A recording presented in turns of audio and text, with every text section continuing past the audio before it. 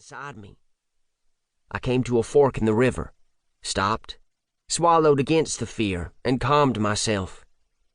I pulled out the map again and located where I was, just outside the management area. The right fork would take me directly into it. There's no way you can get lost, I told myself. It's just one fork in the river. I put away the map and sped up, forcing myself to press on. Now there wasn't even a distant cell tower or power line visible over the trees, making the river feel even more remote and empty. Maybe if I'd seen another boat along the way, I would have felt safer. Then I thought it was better that no one saw me. But mostly I thought it was the dumbest thing I'd ever done. I soon came to another creek entering from the east. That was as far as I could make myself go. On the map it was called Bayou. I'll explore just this one. I won't even go deep into it. There's no way I can get lost after just 2 turns. I motored into the mouth, and the cypress trees closed on both sides of me. They were seemingly taller, as if the swamp grew stronger the deeper into the heart of it a person went. Spanish moss hung from branches like the beards of old men. Beneath was a tangled thicket of palmettos and cane, swollen to an impenetrable wall of green with the wet June heat. The smell of the air was heavy and thick, like steamed vegetables. The foliage looked like a jungle, but I heard no bird or animal sounds. It was quiet and still. I heard nothing but my heart beating heavily in my chest and up into my ears. As I motored slowly into the mouth, the water cleared to a dark tea color. With the creek curving out of sight before me, I visualized the map, remembering the countless creeks and sloughs that in turn spit off into more creeks and sloughs. A feeling of defeat settled over me as I contemplated what I was truly up against. This was just one of maybe 100 waterways I'd have to explore. Unlike S&R, I didn't have a helicopter and night vision scopes and real search vessels.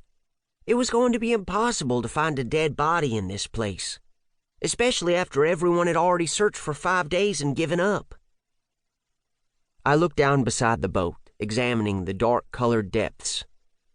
I thought about the corpse rising up from the bottom, bloated and yellowish-looking like I'd seen in a horror movie.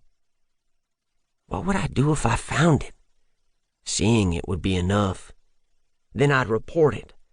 Then I'd be on the news and everyone would know about it. Dad would be so impressed with me that he wouldn't care that I'd taken my boat so far from home. Suddenly the foot of my outboard motor slammed into something and shut off. Fear raced up my spine again as I spun and looked at the water behind me. I saw the tip of an old piling just inches beneath the surface. Dad called them deadheads, and the description had never sounded so fitting. As I slowly drifted past the deadhead, my mind flashed with visions of being stranded in such a place. Then something splashed to my left and startled me. I looked just in time to see an 8-foot-long alligator disappear into the depths.